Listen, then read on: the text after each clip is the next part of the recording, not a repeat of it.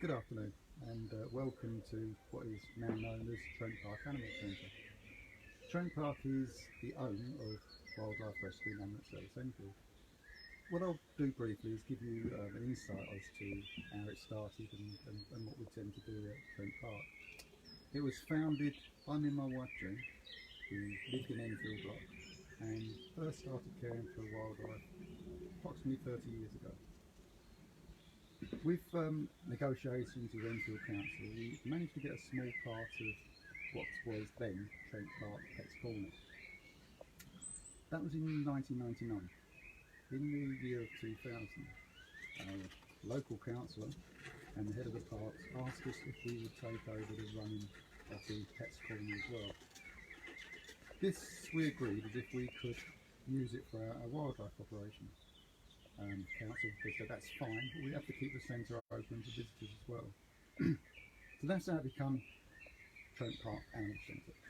It's a wildlife hospital and a sanctuary now for unwanted or neglected pets and farm animals. It was me and June's wish to have something like this, and we feel as if we've achieved our aims. At Trent Park here now we care for many animals. Counted briefly this morning and stopped counting when I got to 200. I think it probably runs into 220 animals. A lot of that is wildlife we care for. Today, June is going to talk about hedgehogs. This will be our first ever live stream on Facebook. So bear with us, we hope it all goes perfectly, but you never know, there may be one or two hiccups, usually from me. But June has been caring for hedgehogs. That's her speciality really, along with baby animals. Mine is birds and the larger animals.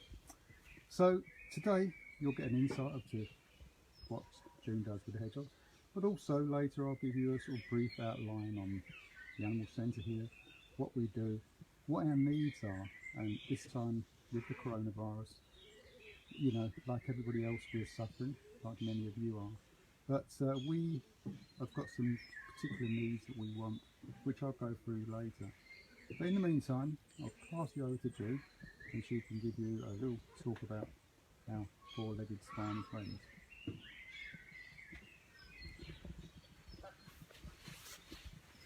Hello and welcome to the Hedgehog Garden, which we created about 10 years ago because I felt there was a need. We was getting a lot of hedgehogs in that were 3 legs and blind. We didn't want to put them to sleep because we think they still had a quality of life. So we created this garden and it's been successful ever since. I'm now going to get out a hedgehog to show you. We had 8 in this garden. And there's lots of different hedgehog houses and they choose which one they want to go to. There's 4 in this one. So if I get one of them out. And this one has 3 legs. And it's a boy. I move over here so I can show you a bit more.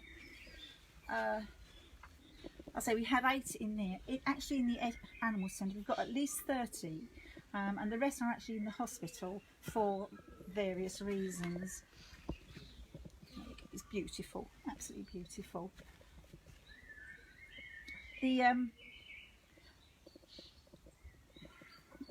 The reason why they're called hedgehogs is the hedgehog, because sorry, I'm going to start again.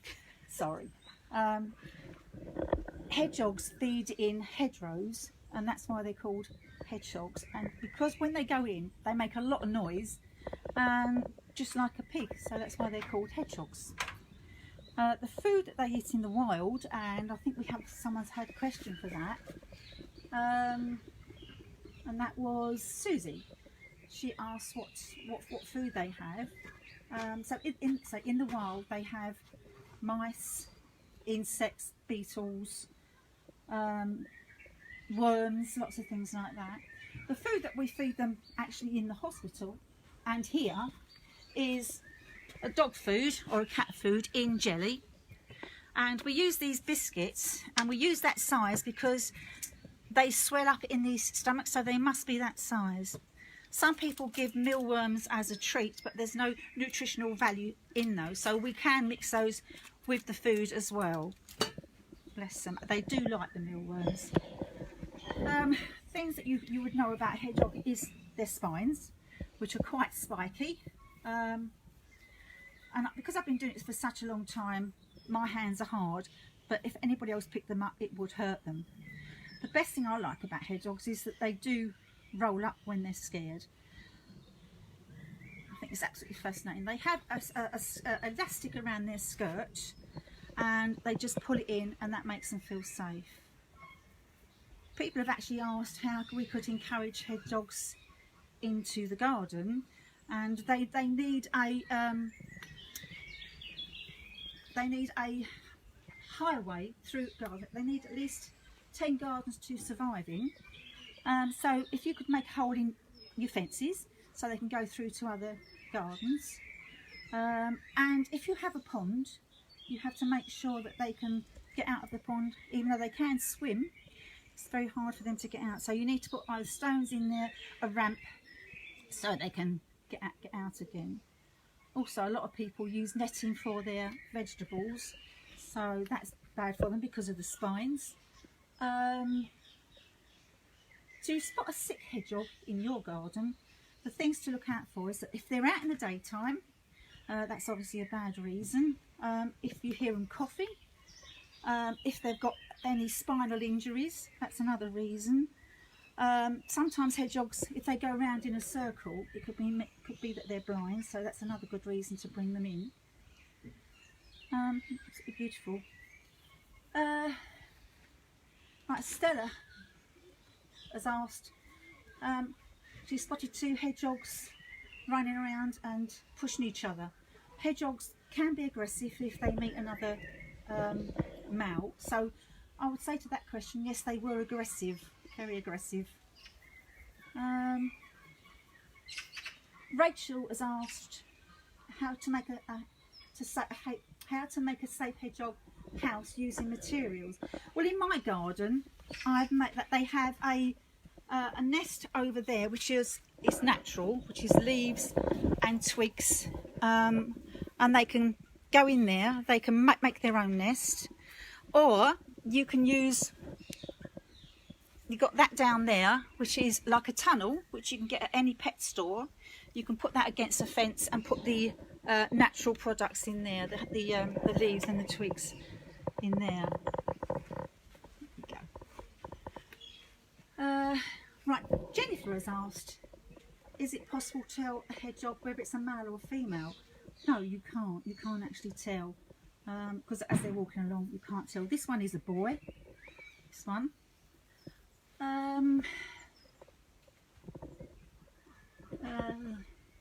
Jonathan has asked, do they have fleas? Yes, they do have fleas. Most wildlife has fleas.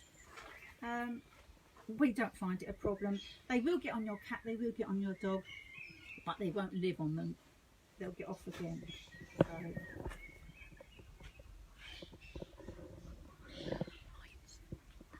Oh yeah. If a hedgehog is really sick, you get lots of ticks on their face. That is a good indication that they are really sick. It shows that they've been in one place for a long time. So if you do get any hedgehogs that's got lots of ticks on them, that's a good reason to bring them in. If you do find any hedgehogs that are sick or injured, just give us a call. We're quite happy to take them in, or even if it's just for advice, we'll do that. So we've had someone ask, how long does a hedgehog live for? A hedgehog could live between 7 and 10 years. Another interesting fact is that when it is mating time, they can travel between 1 and 2 miles a night to find a mate. Okay. And how can you encourage hedgehogs into someone's garden? What's the best way of doing that? Right, as I say, you can make a highway so they can go between each gardens. Put water out for them. You could have a feeding site where you can actually. I've used a dog bed that you can actually put food under the dog bed, so that's good for them as well. Beautiful. So I'm going to get out another one. I'm going to let this one roam around. So this one is slightly bigger. And again, that's a male. Most of the ones that we have got in here are males. bless them. Someone's asking, do they have any names? No, we don't name these because we get so many in, we've just run out of names. So these are just the, you know, they've got numbers like number 1, number 2, so we know which ones. We have records in the hospital of every hedgehog that comes in. So we've got the hedgehog records for the garden. So we know what leg's missing, where it's missing, so we can identify them like that.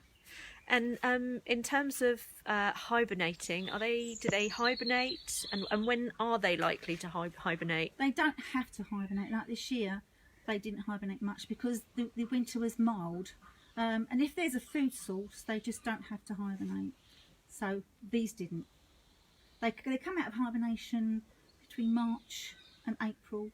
Breeding time is May and June. Babies are called hoglets, and we usually get, they have at least 5 or 6 hoglets, and they're born deaf and they're born blind. We get lots of those in. And in terms of predators? Yes, predators.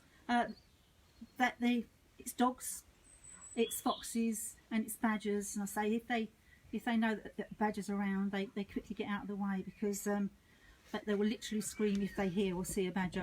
So they try to get away as quick as possible. I think we spoke about this briefly earlier on, but are they primarily nocturnal? They are nocturnal. Yeah, they definitely are nocturnal. They sleep all through the day, come out when they know the food's here. As soon as the food's here at night, these come out, these ones. And do they live as family units? No, they're solitary creatures, which makes it look a bit strange out here because all of them are living together. So 4 are in there, 2 are in that one, another one's in another one. But these, just because they've been in the hospital and they've been together for such a long time, they're quite happy to be together, but usually they are solitary. So someone's asking, is there a difference between a male and a female hedgehog? Do they look different in any way? The only difference you might find is sometimes the males are quite a bit bigger than the females, but that's the only way you can tell by just looking on the ground, and that again depends on the age of the hedgehog. Okay, and in terms of if they were to have babies, how long is the kind of gestation period? It's 34 days, I think it is, and they're with mum for about 5 weeks, and then they're on their own. And that's when we tend to get them in because the youngsters are out in the daytime. It's when people think that they should bring them to us. So. And someone's asking if there's any babies at the centre, any baby hoglets? No, it's not time yet. So we'll probably get something like that at the end of June. All the little hoglets. And we would have to feed. I would have to feed them with a syringe with goat's milk. And do they make good pets? They don't make good pets at all. They are wildlife, and that's how they should stay. So we just love them here. And do they eventually get released back into the wild? Yeah, I released about 6 just before the lockdown. I would have released more, but it's just not the right time for me to do it at the moment. I want them to go back where they've come from in the first place, so that's what we try to do. Yeah. If not, I have volunteers that take them from me and release them for me. So I have some that will be ready soon, so as soon as we can, others will be going. And an interesting question in terms of their spikes. Do they shed them, or is it something that... They don't actually molt, but the spines do fall out over about 18 months, so it's not actually called molting. And a lot of hedgehogs, their spines some are dark brown, some are light brown, so they're not all the same. They are individuals. Very smelly. Very smelly. But we love them. I mean, when we first started, hedgehogs was the first 4-legged creature that I actually cared for. So that's why I've got a great love for hedgehogs, because it was the first thing that I actually saved. So I just love them to bits, and I shall continue doing it as long as we can. So thank you for listening.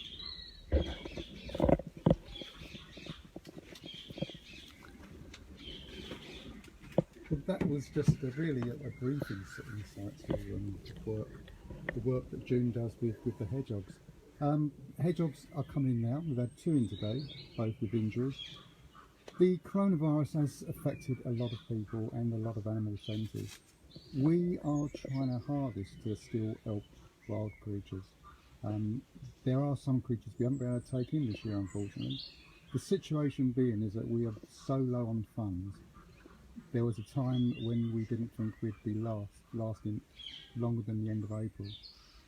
We had the bad storms at the start of the year, which made we weren't open much. There was lots of damage done to the centre, and funds were low then, and because of the coronavirus, with no one coming into the centre, that's made it obviously 10 times worse. That is our only source of funding. We don't get no government funding, and with the centre shut, we are losing money obviously daily. The centre, to run it, costs at least £10,000 a month, and probably more if we have any large run on injured animals. If we have to get vets in for the farm animals, for instance, that's quite expensive, and that can cost us a lot of money. But we are still taking in animals. Today we've had in 3 birds and a hedgehog, and we're expecting more. We'll carry on doing this for just as long as we can, but we can only do it with the public support at the moment. It is so vital. It's going to take us a while to get out of this, and then we've still got the storm damage to think about repairing, which lots of fencing which has been blown down. We've patched it up, or bodged it up you could say, but it's long term, it does need repairing. We are going to, as we say, kicking the can down the road. We're going to carry on for as long as we possibly can, but we've got to try and build up this nest egg for the winter months when there are no visitors, and we still get casualties during the winter. Sometimes it even increases. So this is just a little brief insight to what we do at Trent Park and the amount of animals we've got here to look after. All we want, please carry on supporting us, and when we're open, please come along and see us. And any questions regarding wildlife, if I can help, I will.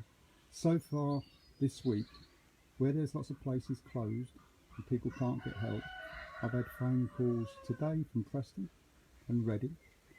A few days ago it was Somerset, Cornwall, Kent, Sussex, Newcastle, Northampton, Bedfordshire, because people are not getting no help anywhere.